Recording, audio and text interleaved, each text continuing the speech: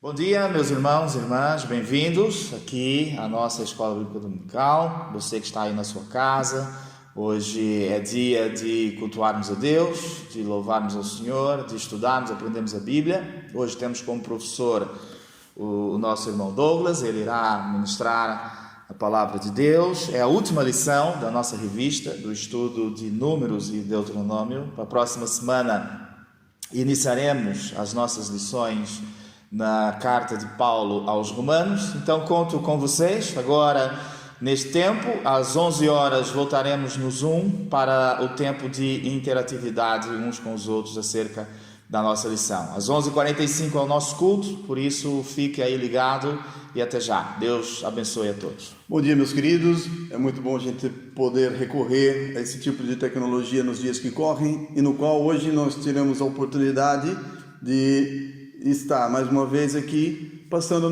mais uma lição da nossa revista da Escola Bíblica Dominical. Para o nosso irmão que nos acompanha aí de casa, para o nosso amigo, não sei se todos aí têm condições ou provém provedores da revista.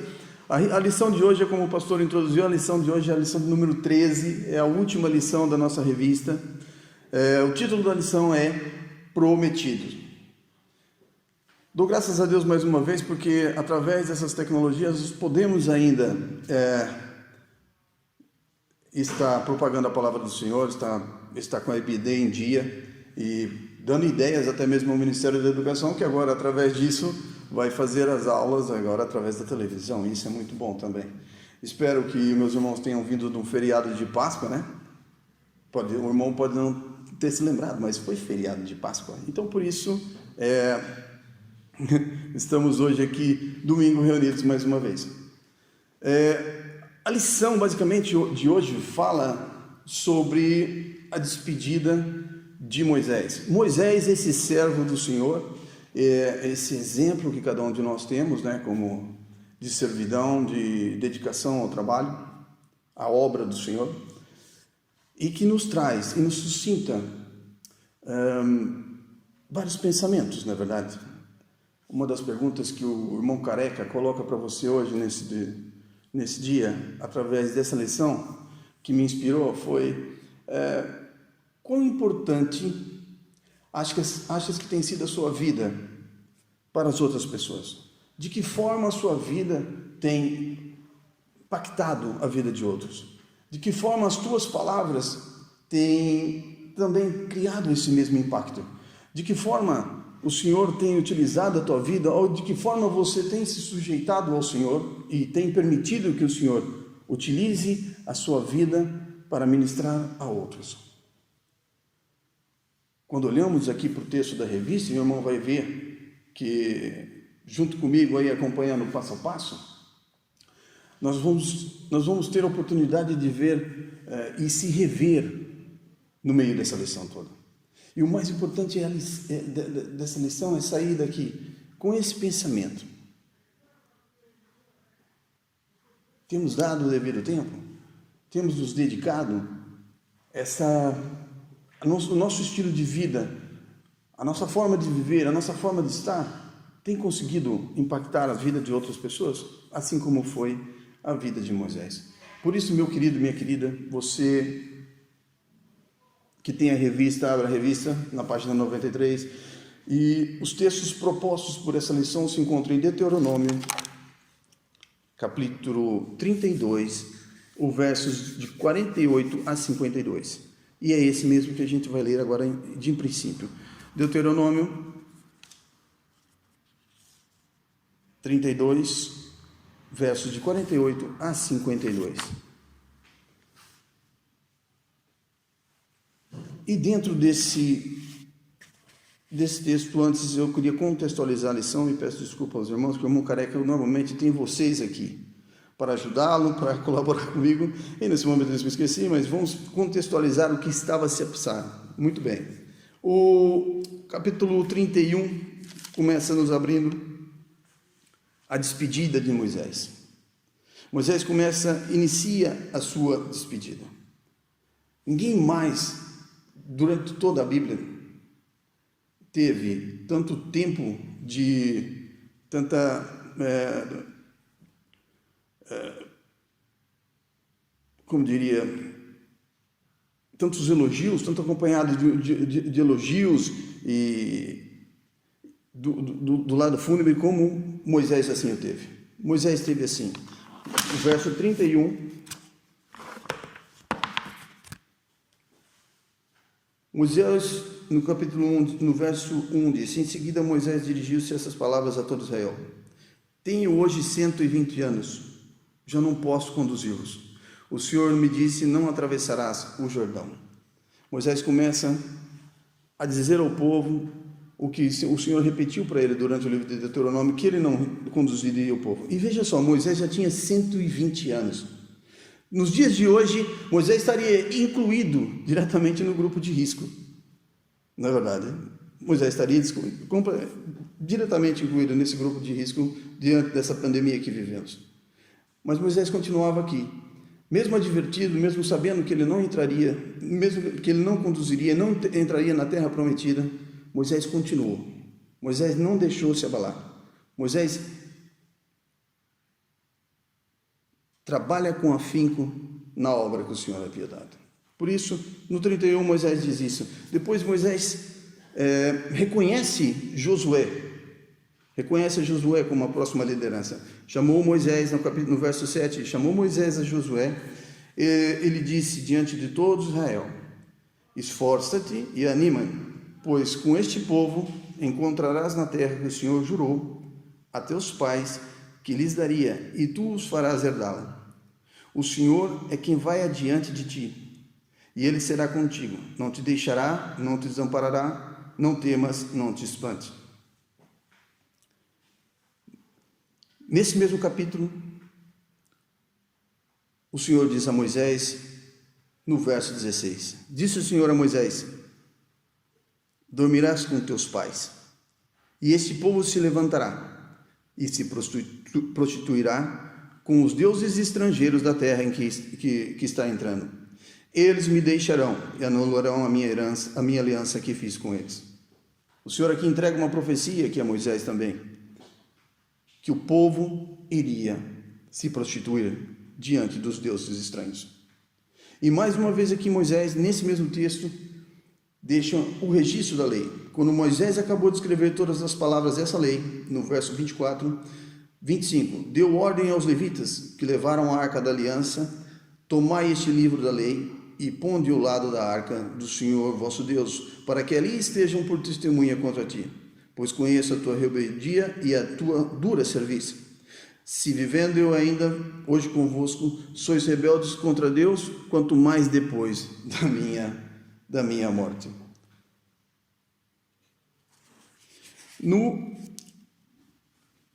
No verso 30, Moisés já começa a introduzir um cântico que toma praticamente o capítulo 32, que é um cântico de ensinamentos, um hino de temor ao Senhor. E no 33, entrando nos 33, Moisés declama bênçãos sobre as 12 tribos. A partir daí, do verso 6 até o 25, Moisés proclama todas essas bênçãos. E depois chegamos aqui ao 34, e vamos aqui também ler do 32, do 48 ao 52. Então os irmãos me acompanhem agora nessa leitura para a introdução da primeira parte da revista, no primeiro capítulo da revista, da primeira parte que diz: consciência do nosso pecado. Verso 48, Deuteronômio 32, verso 48. Naquele mesmo dia, disse o Senhor a Moisés: sobe a cadeia de montanhas de Abarim, ao monte Nebo, que está na terra de Moabe, defronte de Jericó, e contempla a terra de Canaã, que eu dou aos filhos de Israel por possessão.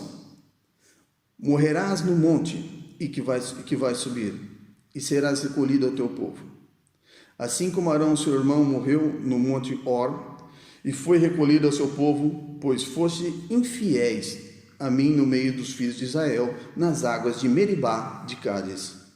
no deserto de Zim, não santificando o meu nome no meio deles, pelo que verás a terra diante de ti, porém não entrarás nelas. O Senhor começa a preparando a despedida de Moisés. Moisés, como na introdução já falei, já tinha consciência do que iria acontecer, já sabia o que iria se passar. Ele estava preparado, ele aceitou a decisão, ele aceitou a decisão que Deus havia dado. Ele não titubeou, mas ele continuou fiel, continuou mantendo-se fiel, levando o povo, cuidando do povo. Todo o ministério de Moisés se divide praticamente em 3 partes, não é verdade? Ele morreu com 120, então, até os 40 anos, Moisés era considerado o príncipe do Egito. Depois, mais 40 anos, Moisés foi o exilado, o pastor exilado. E depois, mais 40 anos, foi com a peregrinação do povo pelo deserto. O pecado, a consequência do pecado dele era não entrar na terra prometida. Deus perdoa o nosso pecado, mas ainda devemos viver com as consequências do nosso pecado. Isso é muito importante, nós temos a noção desse fato. Deus perdoou a Moisés? Sim. Mas as consequências desse pecado seria não entrar na terra prometida. Irmão, por favor, abra aí. Abra a sua revista, a sua Bíblia em Números 20. E você vai encontrar em Números 20 a narrativa desse pecado.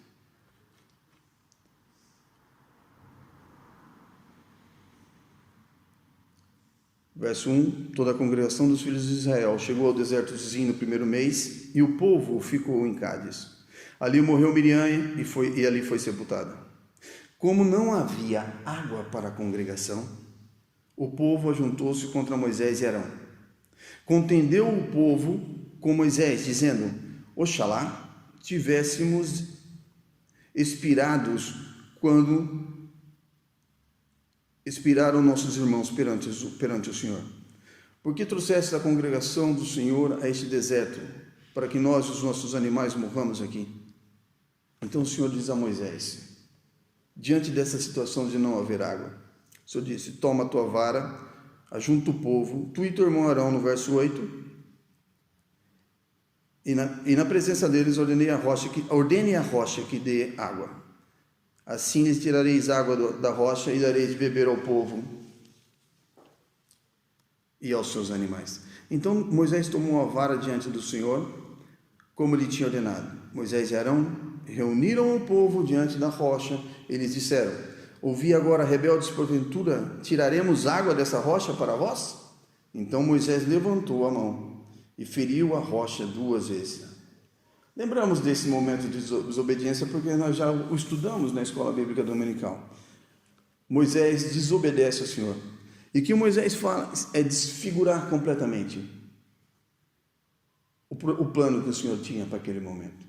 Em virtude disso,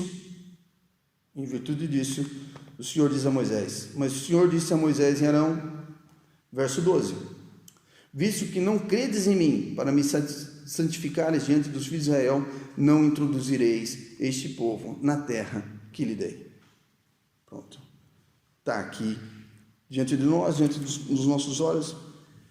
Isso, a consequência do pecado era Moisés não entrar na terra prometida. E estava aqui agora um momento derradeiro chegando. Moisés carregava com ele um peso muito grande, meu irmão, de ser um líder espiritual. E Tiago, no capítulo 3, no verso 1, diz que a consequência para um líder espiritual do quilate de Moisés era esse: o Senhor não perdoaria esse pecado. O Senhor havia prometido isso e chegaria ao fim disso.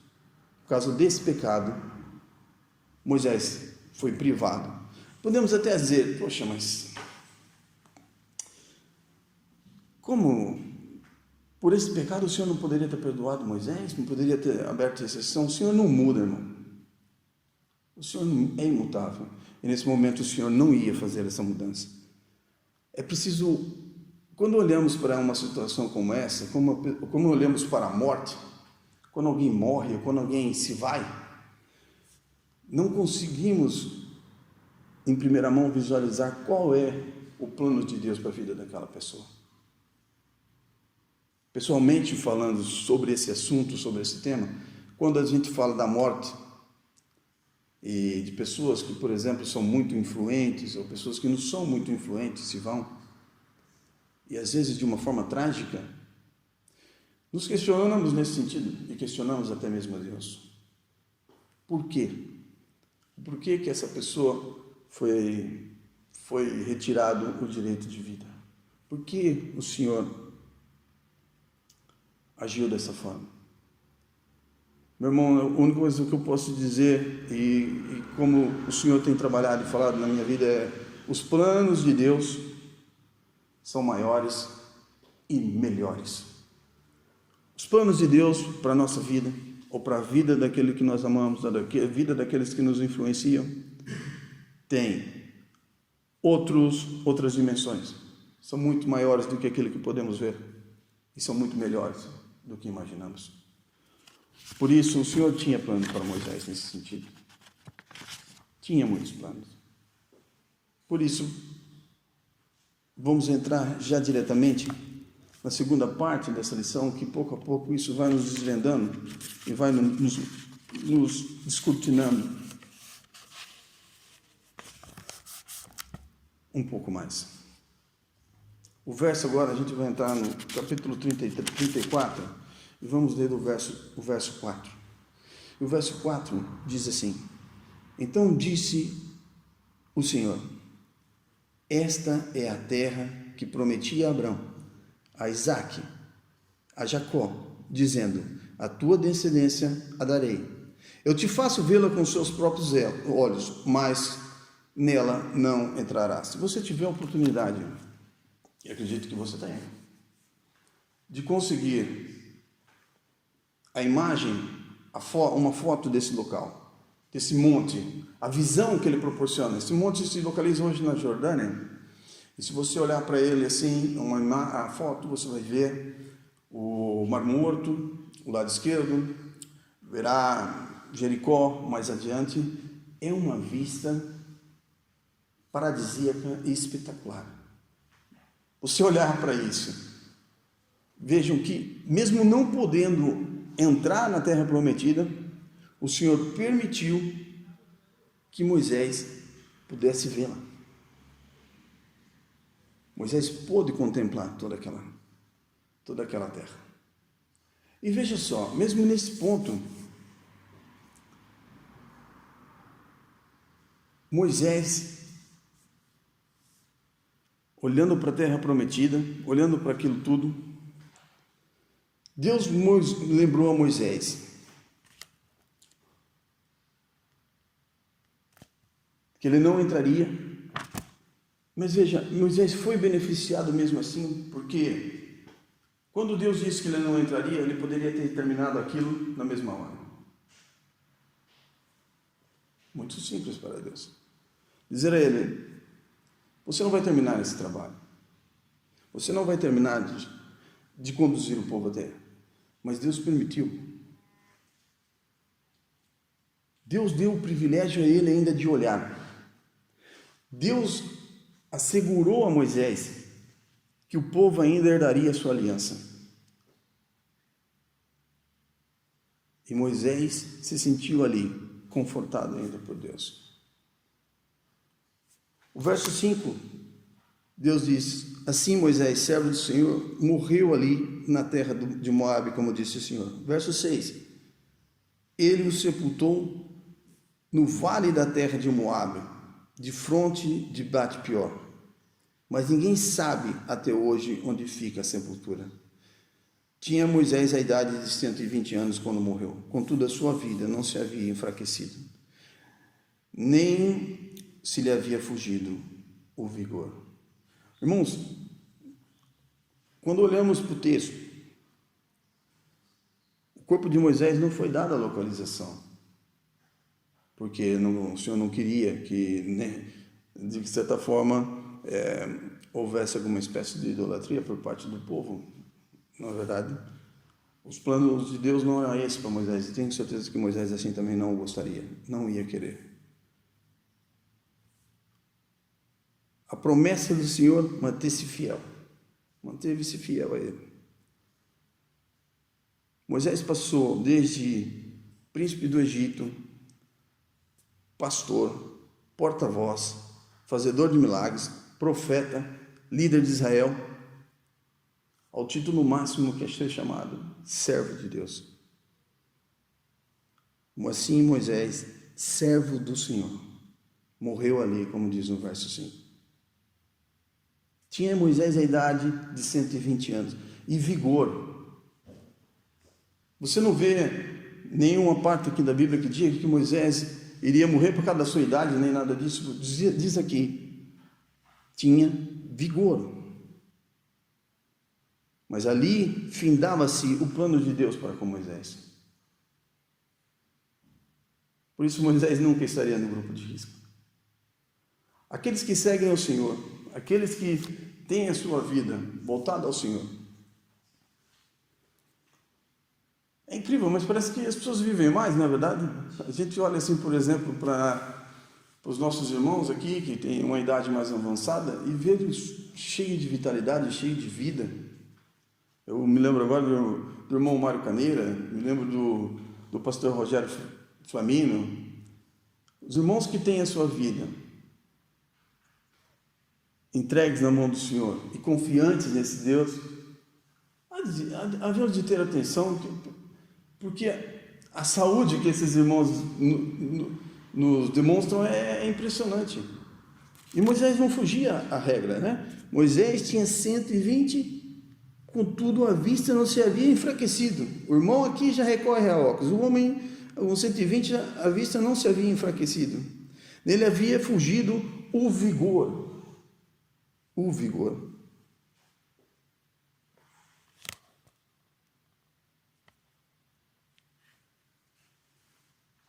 Não lhe fugiu nada disso.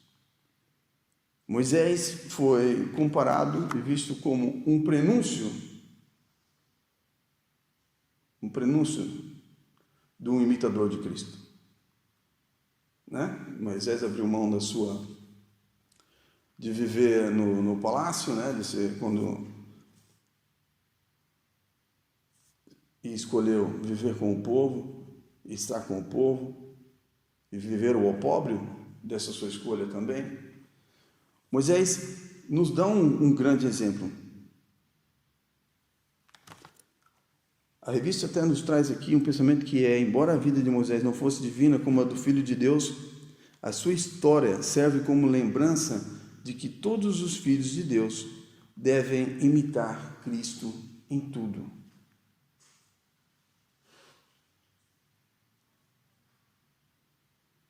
Como nós dissemos aí numa parte da lição já, nesses 120 anos de Moisés, essa dedicação foi 40 anos no Egito, 40 anos como humilde pastor e 40 anos como o líder de Israel.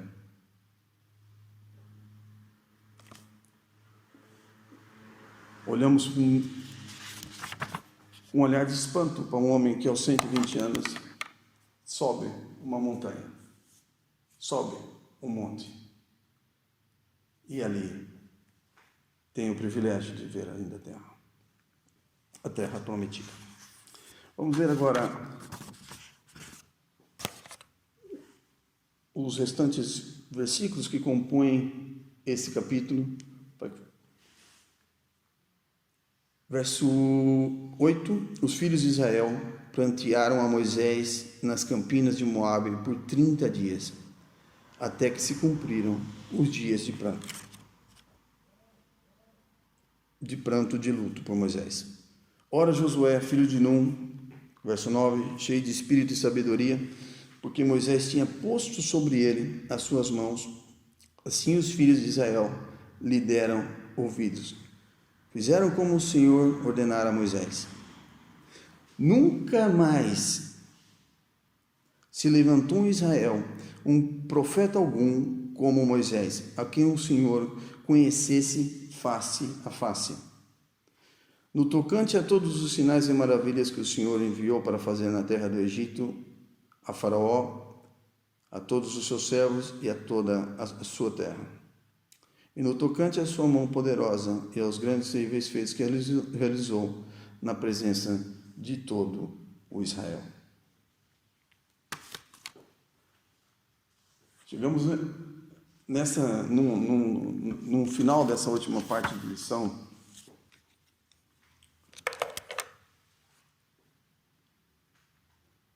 E olhamos para o final da vida de Moisés com a morte. A morte não é uma alternativa menor, mas sim a porta para o melhor, para o melhor que Deus oferece, porque significa uma vida eterna com Ele. Moisés ali não entrou na terra prometida, e se nós olharmos no texto em Mateus, no verso 17, de 1 a 3,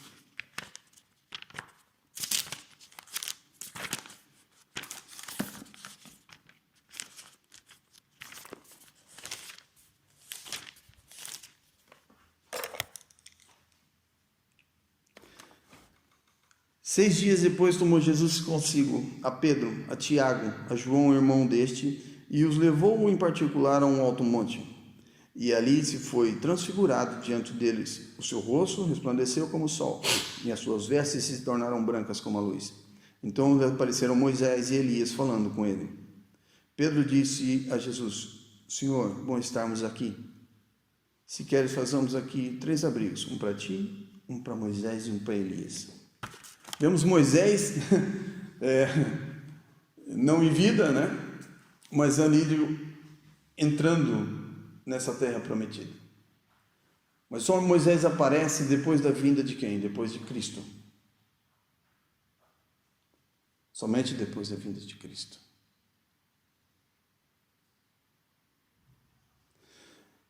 Deus, meus irmãos, tem os seus princípios. E um grande ensinamento para as nossas vidas é: se nós cumprirmos os princípios de Deus para com Ele, Deus cumpre as suas promessas para conosco. Até parece uma troca, mas não. A justiça de Deus funciona dessa forma. Temos que cumprir os princípios de Deus, para que Deus cumpra as suas promessas para conosco. Deus cumpriu, está cumprido até hoje, as suas promessas que fez. Resta a nós olharmos para a vida de Moisés, olhar para a vida daquilo, esse exemplo que nos demanda através da palavra do Senhor, e possamos fazer uma reflexão à nossa vida espiritual. Como temos vivido? Como temos agido? E nos preocuparmos com isso. E olhamos para esse momento que estamos a viver, esse momento de pandemia, esse momento de dificuldade que todo mundo. E agora eu te pergunto, nesse momento, meu irmão, você se sente confortável ou você se sente preocupado? Isso te preocupa? Ou você, quando olha para a palavra do Senhor, você se conforta? É uma reflexão, né? É uma reflexão, não somos convidados a refletir dessa forma. Eu falando com minha esposa, eu disse para ela assim, estávamos a ver um filme ontem, e o filme era de uma pessoa que sofreu um acidente, não me lembro o título, agora ela esteve a ver, e depois ele disse que esteve à porta do céu, né? E viu a Deus, e depois volta e tal. E talvez um pouco ali, tocado por aquilo, eu virei para ela e falei assim: querida, nossa vida, minha, contigo, nosso casamento, será que vai passar para a eternidade, né? E ela diz assim: eu creio que sim. Eu falei: nada disso. Pelo amor de Deus, a gente falou assim, o que eu prometi foi até que a morte nos separe. Morreu, acabou, filho. Cada um para si, e lá no céu a gente se vê. Brincando com ela com isso, mas a verdade é essa, meu irmão. pandemia de hoje tem te amedrontado? Tem te colocado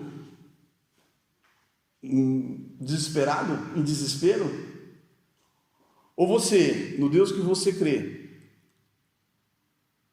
você olha para isso e vê oportunidade de dizer aos outros e dar um testemunho que Deus é fiel, que Deus está contigo? O maior exemplo de amor que você celebrou ontem, a Páscoa. E que realmente, tanto a Páscoa como Jesus Cristo possa fazer a diferença na minha e na sua vida. Que o Senhor ricamente nos abençoe. Que o Senhor ricamente nos fortaleça.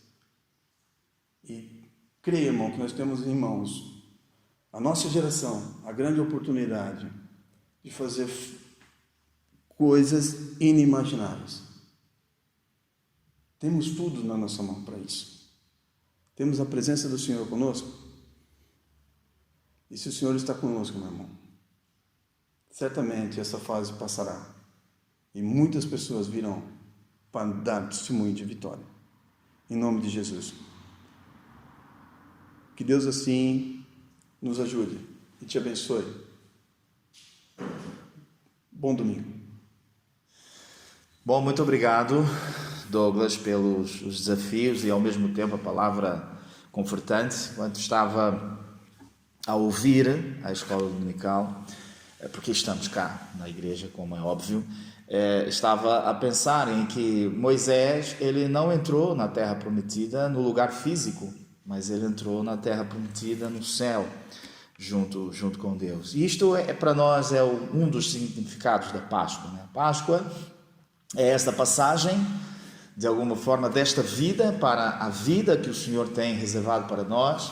Isso é possível por meio de Cristo, por meio do nosso Salvador e por meio do nosso Redentor. Então, logo mais agora, às 11 horas, estaremos no Zoom para podermos, enfim, interagir com as lições. De seguida, nós teremos agora as lições das crianças, então fiquem atentos, porque depois, no tempo de interatividade, vamos fazer algumas perguntas, vamos orar e bendizer o nome do Senhor. Só algumas informações. Na sexta-feira nós tivemos uma experiência extraordinária. Estivemos no nosso Eu Decidi Orar, todas as sextas-feiras às 19 horas.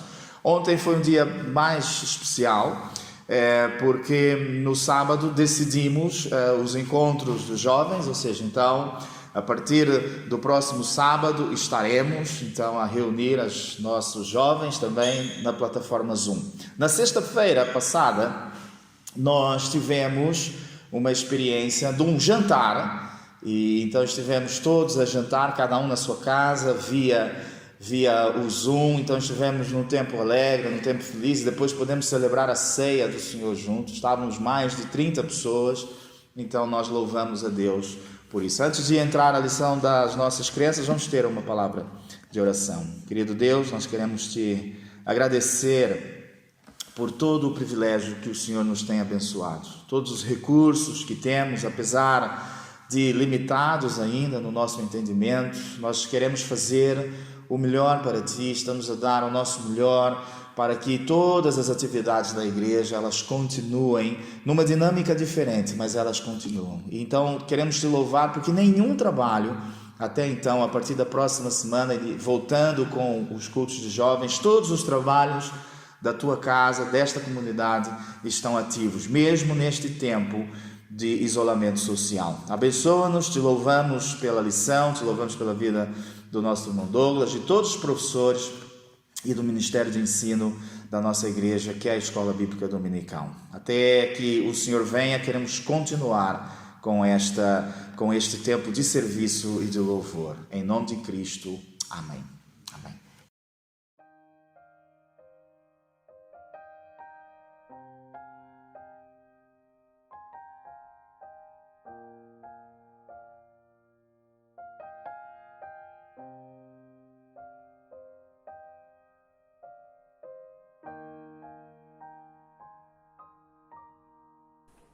Olá pessoal, hoje nós vamos falar sobre um tema muito especial, sobre a Páscoa.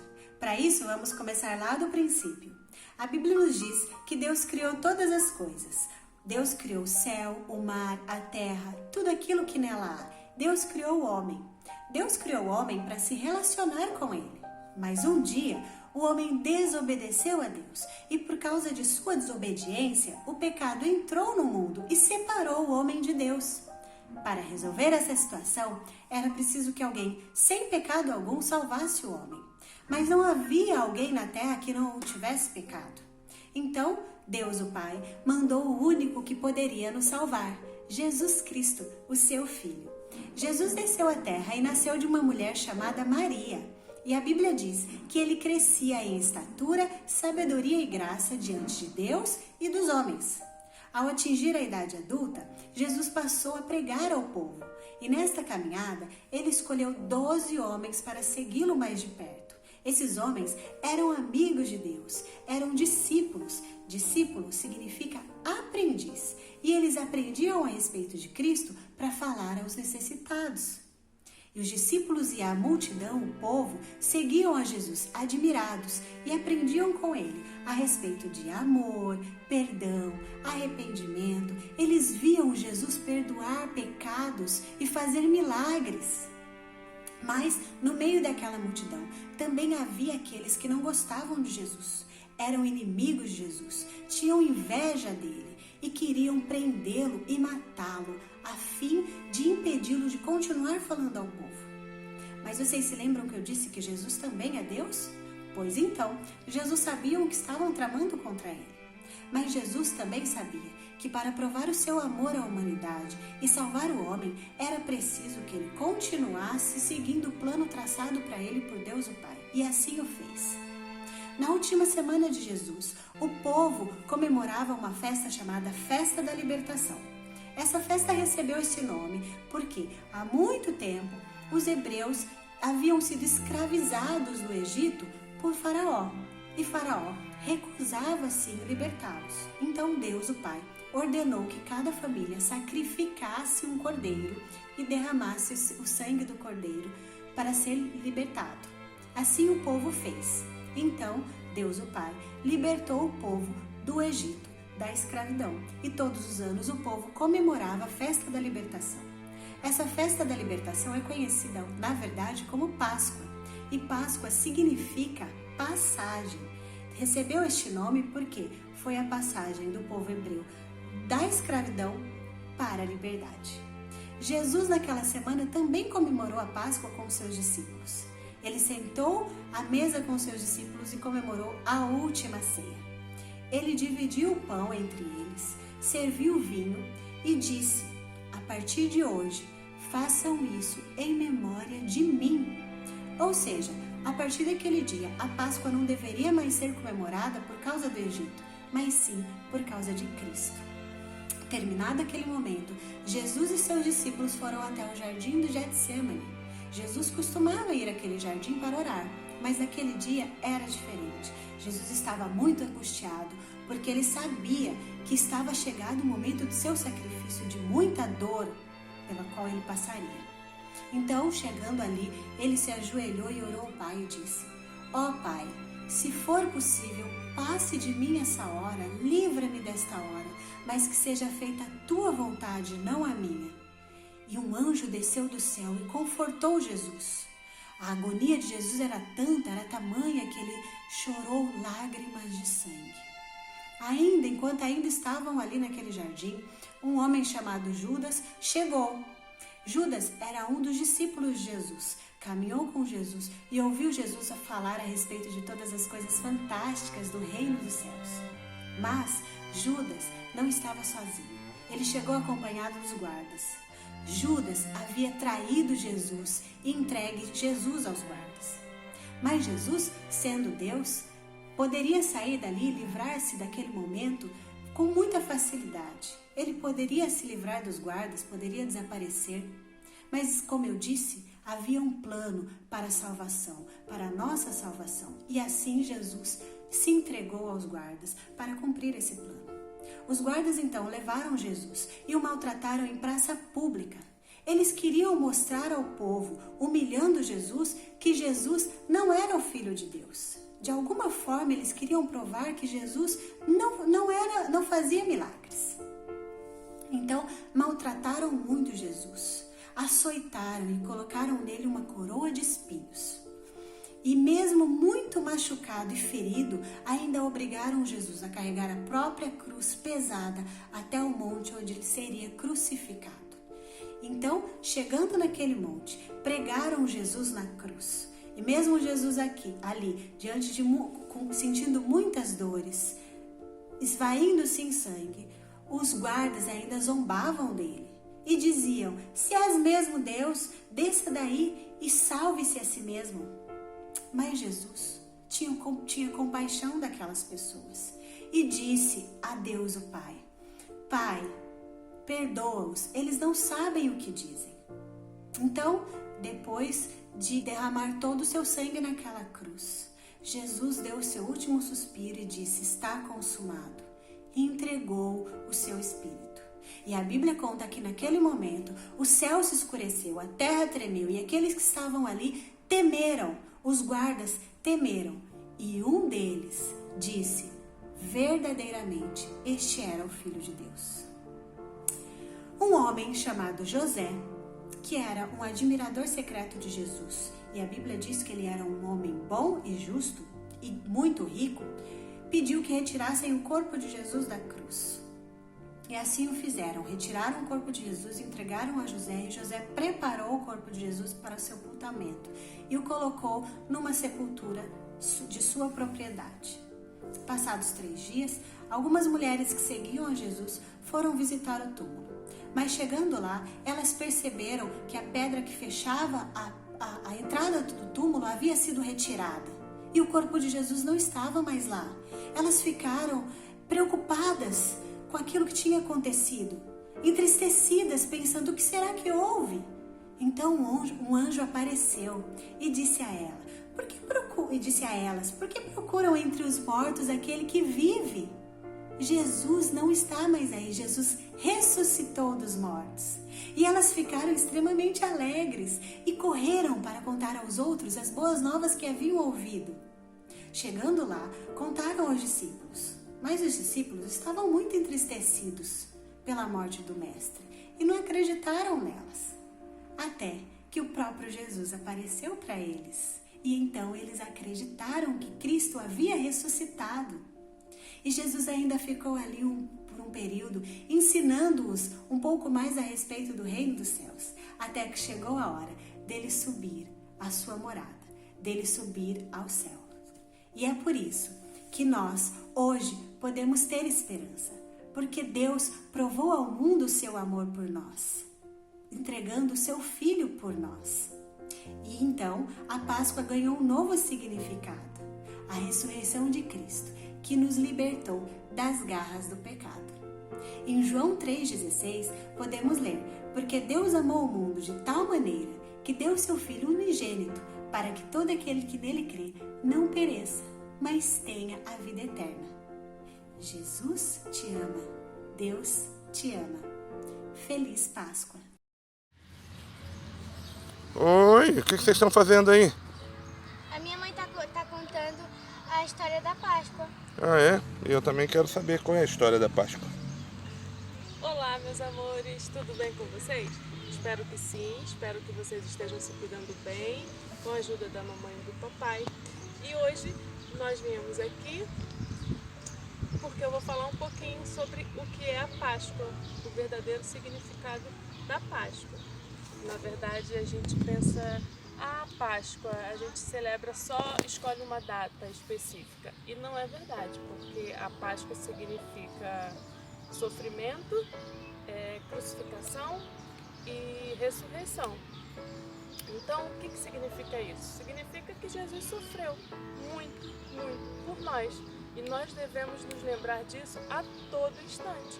Não só numa data específica como essa. A gente tem que sempre nos lembrar disso, porque ele sofreu muito e foi por nós.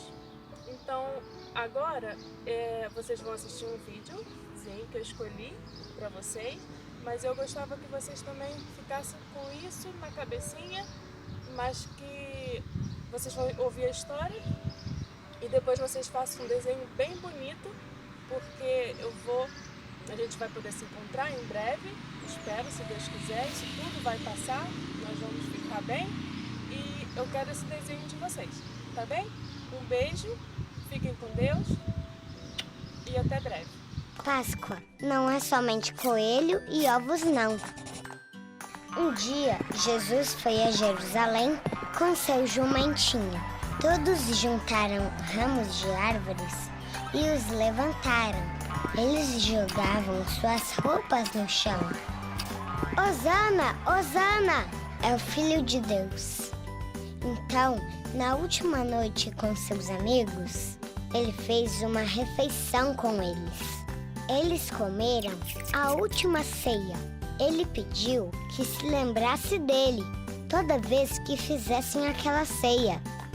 Ele foi no jardim orar, Getsemane. Mas os discípulos caíram no sono, junto com o jumentinho. Depois que Jesus orou, ele foi preso. Os soldados eram muito maus. Jesus disse que ele era o Filho de Deus. E eles não gostavam nadinha disso. As pessoas ficaram com tanta raiva que colocaram Jesus na cruz. Sua mãe e seus amigos ficaram muito tristes, porque eles o amavam. Jesus morreu porque queria perdoar os nossos pecados. Eles o tiraram da cruz e o levaram até uma caverna que tinha uma pedra bem grande para que não pudesse sair dali. No sábado, estavam muito tristes e muito assustados. No domingo, foram dar uma olhada em Jesus e viram que ele não estava mais lá. O túmulo estava vazio. Um anjo disse às mulheres que Jesus tinha ressuscitado. As mulheres foram correndo avisar os discípulos, mas eles não quiseram acreditar. Jesus apareceu na sala e todos ficaram felizes e surpresos. Eles ficaram tão felizes que passaram um mês se encontrando. Depois de terem se divertido bastante, Jesus subiu no topo de uma montanha e se despediu dos seus amigos. Ele disse: "Eu vou voltar. Enquanto isso, falem de mim para todo mundo." Ele subiu até o céu. Os discípulos contaram para todo mundo que Jesus os perdoaria para sempre. Agora eu sei que Jesus me ama e também ama minha irmãzinha e minha mãe e meu pai. Ele ama todo mundo. É por isso que eu e minha irmãzinha vamos à igreja para celebrar a Páscoa. Quando celebramos a Páscoa, estamos dizendo para Jesus: "Obrigado e te amamos muito."